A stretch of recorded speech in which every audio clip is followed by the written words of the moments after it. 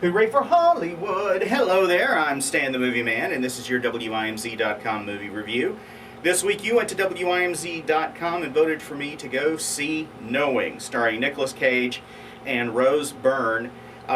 Cage is a professor at MIT. His little boy, named Caleb, goes to a school that was opened exactly 50 years ago. On the first day of that school, the children drew pictures of what they thought the future would be like. Some of them drew pictures of robots or spaceships or flying cars or whatever.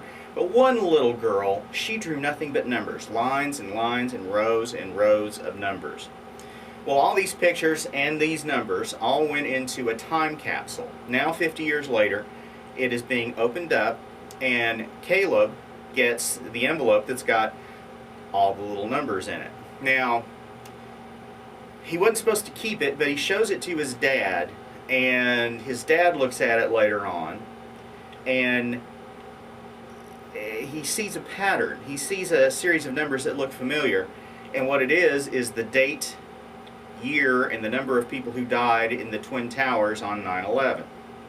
He keeps looking at this piece of paper and going to the internet and doing research, and discovers that the paper is a list of dates, times, and the number of people who died in disasters around the world for the last 50 years, including after the time it was sealed up in the time capsule 50 years earlier.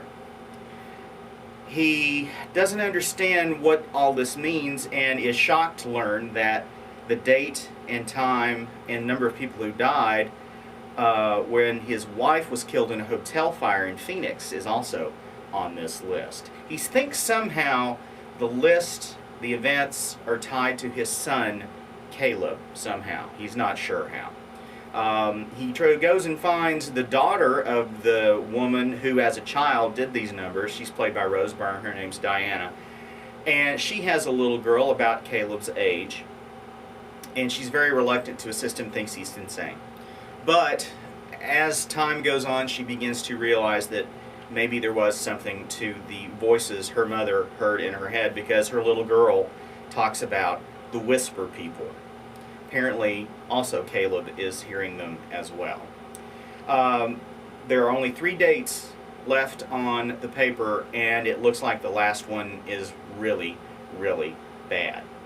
The movie is very good for the most part. I'll have to say the ending let me down a little bit. I was expecting something a little more grand, something a little more almost hooray-ish, if that is even a phrase or a word.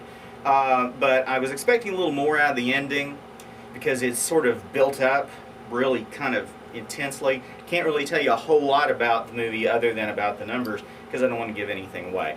But the film is pretty good. It looks pretty good. It moves along pretty well. Nicolas Cage, for once in a long time, is playing a character other than the guy in National Treasure who seems believable. He's in the pits because the death of his wife a year earlier.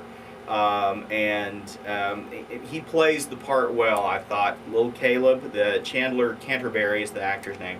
He's very good as well. Very sympathetic child who is going through all this stuff, not only losing his mother, dealing with his distraught father, but also the whisper people. So it's really pretty good.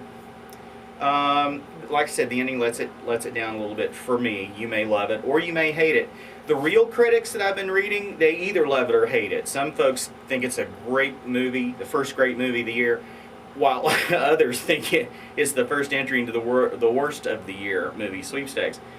I don't think it's either. I think it's somewhere in the middle, a little better, more toward the better end, and that's why I'm giving it 4 guitars. Go to WIMZ.com to read my complete review, as well as to vote on the movie I'll see next time. Till next time, Stan the Movie Man, out of here.